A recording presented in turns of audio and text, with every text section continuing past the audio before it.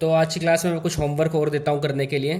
तो आप in homework को चेक करके एक बार मुझे होमवर्क को करके एक बार मुझे क्रॉस चेक करा देना। क्वेश्चन है कि निम्न में से कौन सी वस्तु पूंजीगत वस्तु और कौन सी उपभोग वस्तु है। मैंने कुछ एग्जाम्पल्स लिखे हैं, आपको बताना है इनमें से कौन सी पूंजीगत वस्तु और कौन सी उपभोग वस्तु है।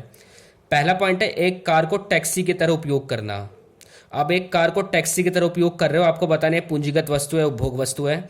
एक होटल में रेफ्रिजरेटर का होना, किसी होटल में फ्रिज है तो आपको बताना है क्या पूंजीगत है या उपभोग है।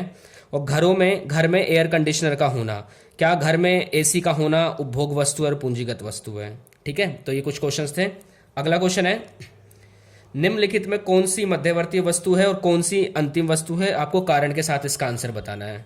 एक चाय वाले द्वारा दूध का क्रय करना, तो आपको बताना मध्यवर्ती वस्तु है या अंतिम वस्तु है। अगला क्वेश्चन है एक स्कूल द्वारा बस की खरीद, एक स्कूल वालों ने बस खरीदा है तो आपको बताना मध्यवर्ती अंतिम। और एक विद्यार्थी द्वारा स्कूल की कैंटीन से जूस का खरीदना। ठीक है, तो ये कुछ होमवर्क थे, आप इन होमवर्क को जरूर बनाना, चाहे गलत ही बनाना, और एक बार मेरे से क्रॉस चेक जरूर कराना इन होमवर्क को। तो आज की क्लास में मैं आपको घरेलू आय और राष्ट्रीय आय के बारे में एक बार मैं फिर से बताता हूँ। मैंने लास्ट क्लास में आपको शॉर्टकट्स बताए थे कि कैसे उसको लिखने होते हैं, और मैंने आपको कन्वर्ट करने का फॉर्मूला भी मैंने आपको बता दिया था। ठीक है, तो एक बार उन फॉर्मूले को हम दोबारा चेक करेंगे और उसके बाद मैं आज आपको एक नए टॉपिक को हराता हूँ। लास्ट टॉपिक होगा, इसके बाद ये चैप्टर ऑलमोस्ट फिनिश है ये। तो एक बार देखना मेरे साथ साथ। मैंने आपको बताया था जब कभी किसी चीज़ की सकल वैल्यू होगी, सकल मूल्य। ठीक है, अब यहाँ पर ना सकल के बजाय कुछ भी हो सकता है, सकल मूल्य, सकल आय, सकल निवेश, कुछ भी। और जब हम सकल से शुद्ध मूल्य की तरफ जाएंगे, ठीक है, यानी मैं इंग्लिश में भी लिख देता हूँ। अभी हम ग्रॉस पे हैं, अब हमें नेट की तरफ जाना है, यानी सकल से हमें शुद्ध की तरफ जाना है। तो आपको पता है वैल्यू हमेशा क्या होगी, माइनस होगी, और उसका मुख्य कारण क्या होगा, मूल्यह्रास। ठीक है, और ऐसे ठीक इसका अपोजिट हो जाएगा, जब हम शुद्ध से सकल की तरफ आएंगे तो वैल्यू प्लस करेंगे। ठीक है, सेकंड मैंने आपको बताया था अभी इस समय हम किस पे, साधन लागत पे हैं। साधन लागत का मतलब अब हम फैक्टर कॉस्ट पे हैं, एफसी पे। अब हम बाजार कीमत पर जा रहे हैं,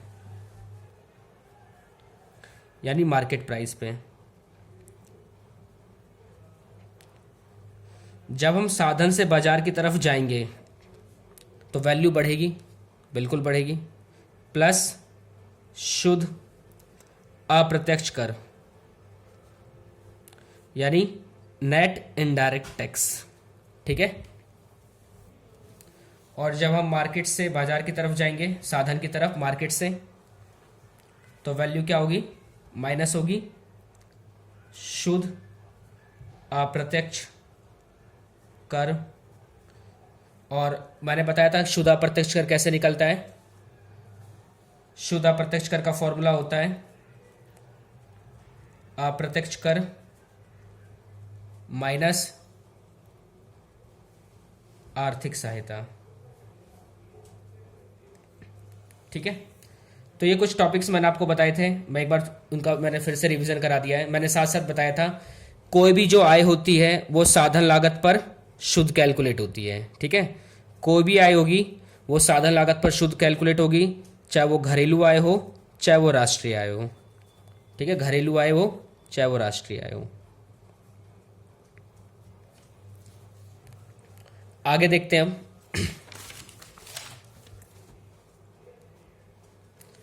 एक एग्जाम्पल समझते हैं घरेलू आय और राष्ट्रीय आय में डिफरेंस का। मान लो ये इंडिया है,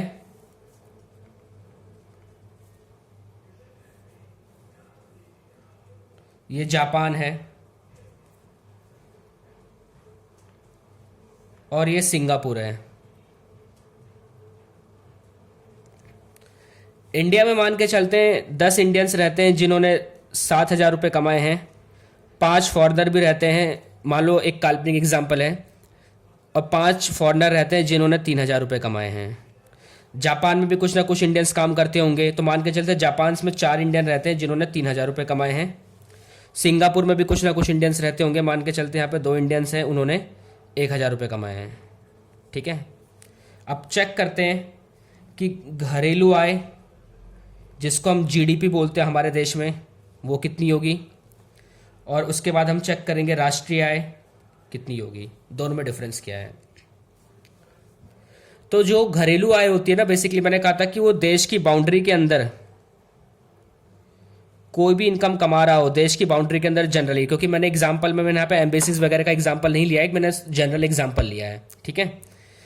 तो जो देश की घरेलू सीमा के अंदर जो भी इनकम जनरेट होती है उसी को हम घरेलू आय बोलते हैं। तो अगर देखा जाए इस एग्जाम्पल में, तो देश की तो सीमा यहीं तक है सिर्फ, ठीक है। यानी इस सीमा के अंदर जितनी इनकम जनरेट हुई है, उसको कितनी इनकम जनरेट हुई है, ये टोटल 10,000। तो क्या मैं घरेलू आय में 10,000 लिख सकता हूं, क्योंकि देश की सीमा के अंदर तो 10,000 इनकम जनरेट हुई है। आ रही बात समझ में। अब बात करते हैं राष्ट्रीय आय की। देखो, घरेलू आय का तो सिंपल सा हिसाब किताब तक क्लियर हो गया होगा, समझ में आ गया होगा। अब राष्ट्रीय आय में आपको करना क्या है कि जो घरेलू आय है ना, पहले उसको लिखो प्लस जितना भी भारतीयों ने जितना भी पैसा कमाया है ना देश और दुनिया में, दुनिया भर में, रेस्ट ऑफ द वर्ल्ड, उन सबको इंडिया लेके आओ। तो इस 3,000 को भी इंडिया लेके जाओ और इस 1,000 को भी इंडिया में लेके जाओ। तो 10,000 तो हमारे पास पहले से ही थे, 3,000 और आ गए और प्लस में 1,000 और आ गया। और साथ साथ ये भी बोल रहा है कि उस पैसे को माइनस करो जो फॉरेनर ने हमारे देश से कमाए हैं। तो फॉरेनर्स ने हमारे देश में कितने कमाए, ये 3,000 रुपये कमाए। इसको क्या करो, हटाओ यहाँ से, तो ये करो माइनस 3,000 रुपये। आ रही बात समझ में। तो टोटल कितनी इनकम हो जाएगी, 11,000 रुपये। तो ये डिफरेंस है बिटवीन घरेलू आय और राष्ट्रीय आय में। राष्ट्रीय आय में केवल उन्हीं आय को सम्मिलित किया जाता है जो भारतीयों द्वारा अर्जित की गई हो, ठीक है, चाहे वो देश में हो चाहे वो देश के बाहर हो। और घरेलू आय देश के अंदर होती है आय जो सृजित की जाती है एक साल में, एक लेखा वर्ष में, सभी क्षेत्रों द्वारा। मतलब उसमें कोई भी हो सकता है, देश के लोग भी हो सकते हैं हमारे, विदेशी भी हो सकते हैं। तो ये डिफरेंस है घरेलू आय और राष्ट्रीय आय में, ठीक है। अगर मैं इसको एक सिंपल से शॉर्टकट में देखूं एक बार, तो इसको ऐसे समझो। देखो, आपको पता है कि सबसे पहले घरेलू आय निकलती है किसी भी चीज की, उसके बाद ही हम राष्ट्रीय आय पे पहुंचते हैं। यानी बिना घरेलू आय निकाले हुए राष्ट्रीय आय निकाला नहीं जा सकता, ठीक है। तो सवाल उठता है कि जब हम घरेलू आय पे है और अब हमें राष्ट्रीय आय की तरफ जाना है, राष्ट्रीय आय मुझे अब कैलकुलेट करना है, तो अगला स्टेप मुझे करना क्या होगा। तो अगला स्टेप पता मुझे क्या करना होगा, अगला स्टेप मुझे वो करना होगा कि जितना भी भारतीयों ने पैसा कमाया है ना, उन सबको भारत में लेके आओ, और जितना भी विदेशों ने पैसा कमाया उनको यहाँ से निकालो। तो अगला स्टेप मुझे यही करना होगा।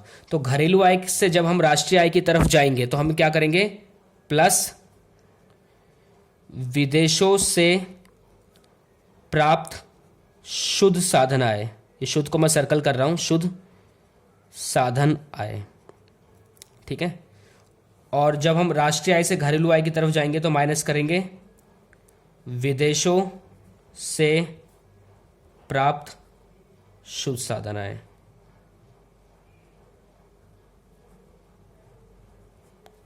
अब सवाल उठता है कि ये है क्या चीज। देखो,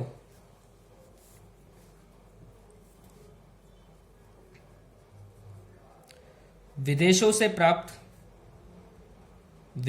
प्राप्त शुद्ध साधन आय, ये इसका मतलब ये हुआ कि जितना भी पैसा आप लेके आ रहे हो ना, पहले तो सारे पैसों को लेके आओ इंडिया में जो भारतीयों ने कमाया। तो इसमें लिखना विदेशों से साधन आय माइनस विदेशों को साधन आय, ठीक है। इसका मतलब ये हुआ कि जितना भी पैसा कमाया गया है ना, पहले उसको लेके आओ देश में से, और को का मतलब जितना भी विदेशियों ने भारत के अंदर पैसा कमाया उसको माइनस करो, तब जाके आपको समझ में आएगा विदेशों से प्राप्त शुद्ध साधन आय। यानी जब हम घरेलू आय से राष्ट्रीय आय की तरफ जाएंगे तो हमें अगला स्टेप ये करना होगा, विदेशों से साधन आय को हम लेके आएंगे और माइनस कराएंगे विदेशों को साधन आय। इसे इंग्लिश में बोलते हैं NFIA, इसे इंग्लिश में बोलते हैं NFIA, यानी net income factor from abroad, ठीक है। तो यही डिफरेंस होता है घरेलू आय और राष्ट्रीय आय के बीच में, सिर्फ इसी बात का। जब घरेलू आय निकल जाती है तो जितना भी विदेशों से आपने पैसा कमाया है सबको लेके आओ जो भारतीयों ने कमाया है, और उन सारे पैसों को माइनस करो जो विदेशियों ने कमाया है। तो इस तरीके से ये 3 कॉन्सेप्ट बनते हैं। अगर आपको 3 फॉर्मूले समझ में आ गए, शुद्ध से सकल पे जाने के लिए करते क्या है, साधन लागत से बाजार कीमत पर जाने के लिए क्या करना चाहिए, और घरेलू आय से राष्ट्रीय आय की तरफ जाने के लिए हमें क्या करना चाहिए, ठीक है, तो तब जाके आपको राष्ट्रीय आय में कोई प्रॉब्लम नहीं आएगी। आ रही बात समझ में? देखो अगले एग्जाम्पल जो मैंने आपको पिछला एग्जाम्पल कराया था उस एग्जाम्पल को एक बार दोबारा रिव्यू करो। उस एग्जाम्पल में आपको एक चीज़ नज़र आ रही होगी कि घरेलू आय तो हमारी 10,000 है, लेकिन राष्ट्रीय आय हमारी 11,000 निकल के आ रही है। क्या ऐसा हर बार जरूरी है कि जो घरेलू आय और राष्ट्रीय आय हमेशा ज़्यादा निकलेगी घरेलू आय से? नहीं, ये इस बात पर निर्भर करता है कि आपकी जो ये कमाई है ना, इस पर निर्भर करेगा विदेशों से प्राप्त साधन आय और विदेशों को साधन आय। ये इस बात पर निर्भर करेगा कि घरेलू आय राष्ट्रीय आय से ज़्यादा होगी या कम होगी या इक्वल रहेगी, ठीक है। तो मेरे साथ एक नोट लिख लेना, नोट करके लिख लेना। विदेशों से प्राप्त शुद्ध साधन आय को शॉर्ट फॉर्म में NFIA भी बोलते हैं, net factor income from abroad, ठीक है। धनात्मक, ऋणात्मक या शून्य हो सकती है। ये डिपेंड करता है केस के ऊपर में, उसकी वैल्यू NFIA की वैल्यू 0 से ज़्यादा 0 से कम, वो कैसा भी हो सकता है। सपोज करो कि घरेलू आय हमारे सामने निकल के आती है 10,000, तो हो सकता है शायद हमारी राष्ट्रीय आय भी 10,000 आ जाए निकल के, अगर हमारा विदेशों से प्राप्त शुद्ध साधन आय 0 हो जाए तो तीनों केस पॉसिबल हो सकते हैं। इसलिए मैंने उस पर स्टार नहीं बनाया, ना घरेलू आय पे ना राष्ट्रीय आय पे। तो शॉर्ट फॉर्म मैंने आपको समझा दी थी, मुझे लगता है शॉर्ट फॉर्म आपको समझ में आ गई होगी, ठीक है। तभी भी एक बार लास्ट देख लेते हैं। सपोज करो आपसे कोई बोलता है अच्छा ये बताओ ये NDP MP लिखा है, इसको पढ़ेंगे क्या? तो मैंने कहा था ना कैसे पढ़ेंगे, सबसे पहले यहाँ से स्टार्ट करना पढ़ना। MP का मतलब मार्केट प्राइस यानी बाजार कीमत, तो सबसे पहले लिखो बाजार कीमत पर। N का मतलब होगा शुद्ध, क्योंकि N पहले है। D का मतलब होगा घरेलू आय, तो बाजार कीमत पर शुद्ध घरेलू आय। आ रही बात समझ में? अगली क्लास में इसके कुछ क्वेश्चंस को भी देखेंगे।